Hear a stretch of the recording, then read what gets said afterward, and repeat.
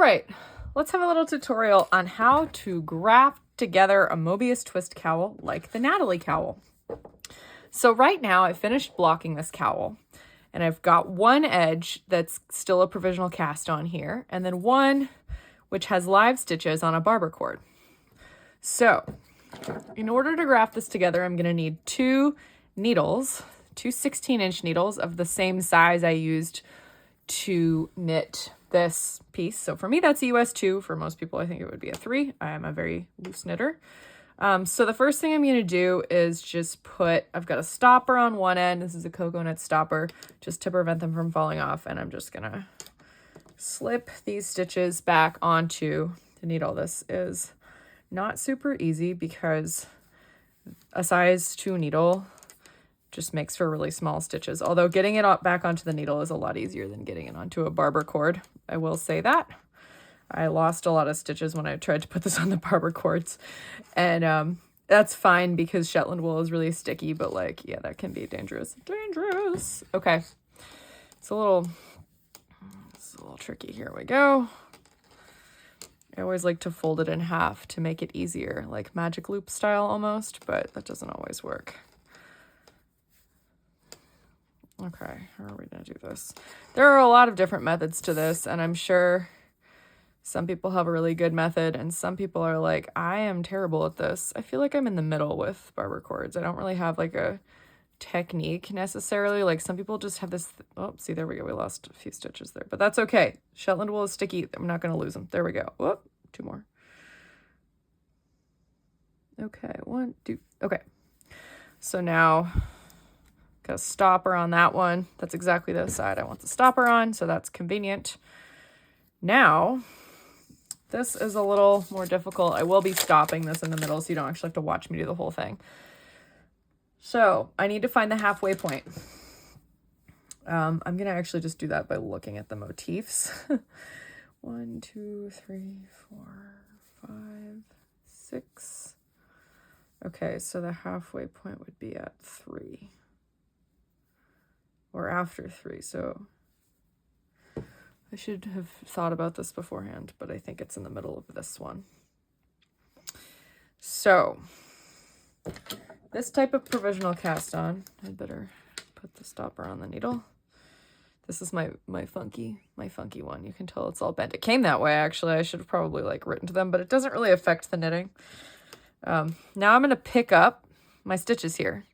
So keep in mind that I knit through the back loops, so I might be picking up the opposite leg to the leg you normally would knit, so don't actually pay attention to me necessarily. Like otherwise I would be more specific about which leg I'm picking up and why, but maybe don't actually take my word for that because I don't trust that everyone knits with the loops mounted the same way, since I knit with the loops mounted the opposite way to most people, since I usually knit through the back loops. So I'm just picking up my stitches. I am gonna restart this video when I'm done.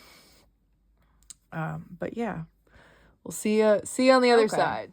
So I'm picking out my provisional cast on now. And the way I do this, I don't use a crochet hook, so it doesn't do that thing where it unzips. You actually just have to go in with a little needle and like kind of grab each stitch.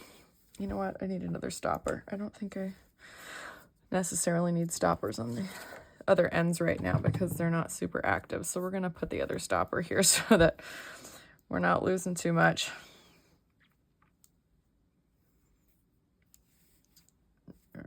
Oh, I'm unpicking from the cast on edge. That's right. Okay.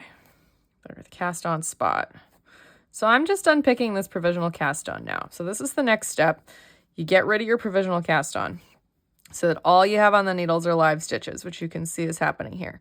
So again, I'm not going to take you through this entire process because this is going to take a little bit. It's not going to be super quick. So, and I keep scissors handy so that I can always just cut it, trim the tail, and keep going efficiently. So again, see you on the other side. Okie dokie. So we are all set here. I've gotten all of these stitches onto this needle. I've woven in the last of my ends. By the way, make sure your ends are all exactly where you want them to be, whether or not you weave them in or not, or you just tie them off and leave them. We're closing this loop. So anytime, you know, if you have ends, you gotta get rid of them. Okay. So now we've got 2 ends.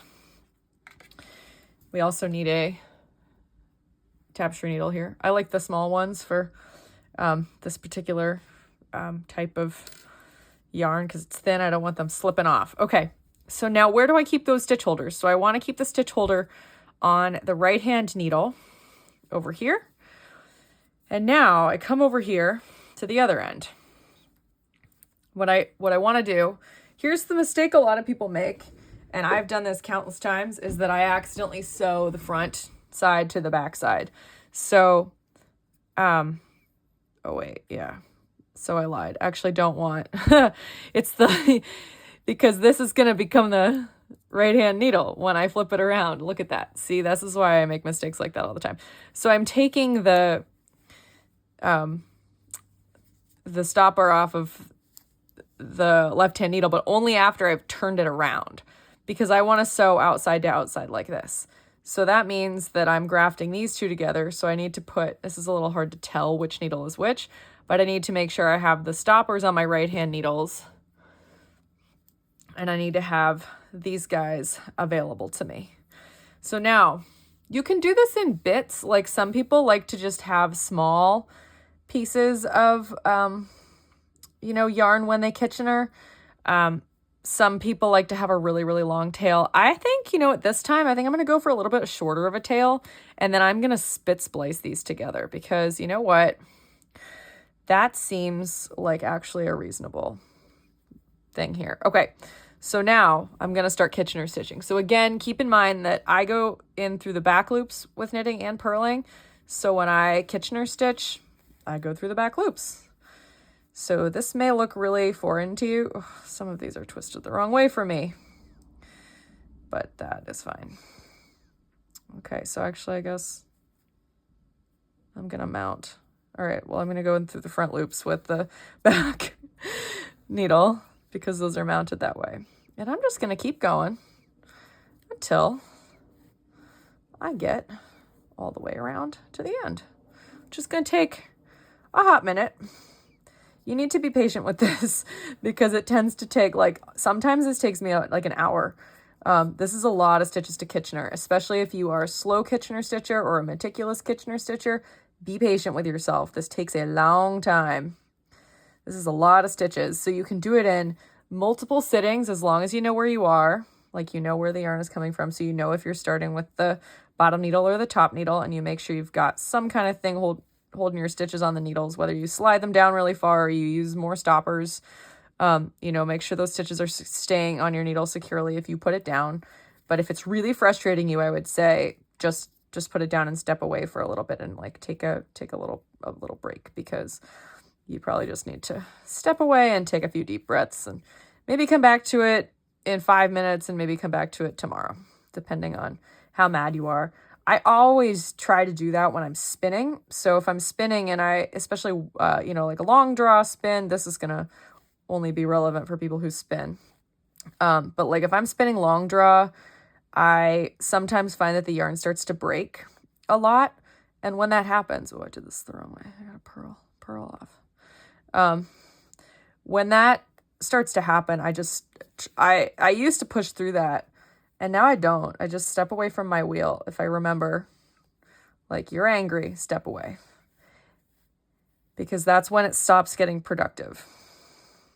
You know, I coach students in college, and I tell them the same thing. I say, you need to work in shorter bursts when you're doing hard work, because it stops being productive when you start to get frustrated. So step away. You'll probably notice if you take a break and do something else for a little while and then come back to a problem that you've been trying to solve, you might actually have the answer. Or if you don't, you can, you know, tell yourself, all right, well, I still can't find the answer, so I'm going to do something reasonable now and ask for help. So yeah, can't necessarily always ask for Kitchener help because there might not be other knitters nearby. But if there are, ask for their advice. Like I said, some people choose to like Kitchener this stuff like this together with an unbelievably long tail. It gets really tangled if you're doing that, which is why I'm not doing it right now. I tend to do that, but yeah, I just decided, I was like, you know what? I don't want to be struggling. I would rather just spit splice. Let's make sure it's not getting tangled around the needles. So anyway, I'm going to stop this now, and I will come back at the very end to show you how to get rid of this last end. We're going to be duplicate stitching it in, and I'll see you there. Right, okay. So here we are. This is the line of Kitchener. It looks pretty neat. Once that's kind of just tugged out, you won't be able to see that when you put it on. Don't pull too hard during your Kitchener. Keep that in mind. But okay, now I've got a tail.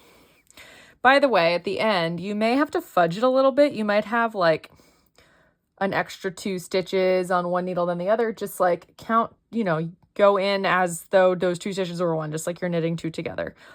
Just to kind of even it out. So now I'm just going to duplicate stitch this all back together. Duplicate stitch could be probably more precise in this. By the way, this is just a tail from this one blue color. I'm not really sure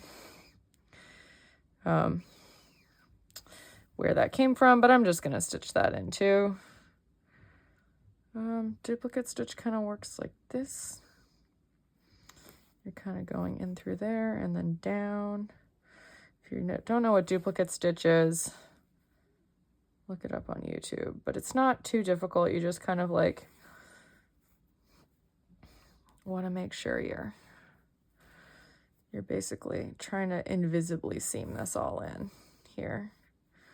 And again, I'm trying to like trap this blue stitch in here too. Again, this won't be completely invisible. I mean, if you're really, really good at this kind of thing, maybe it will be. But I'm one of those people who's like, all right, I know what I can fudge, and I can fudge this, and no one will notice this. And even I probably won't even notice this. So I'm just going to fudge it. And there we probably have it. You know, that's probably basically good. Okay. Back in here. I'm just going to cut it really close. It doesn't matter if a couple of them come out a little bit. And there we go. We are all done. Look at that. Got our cowl. Thanks for watching.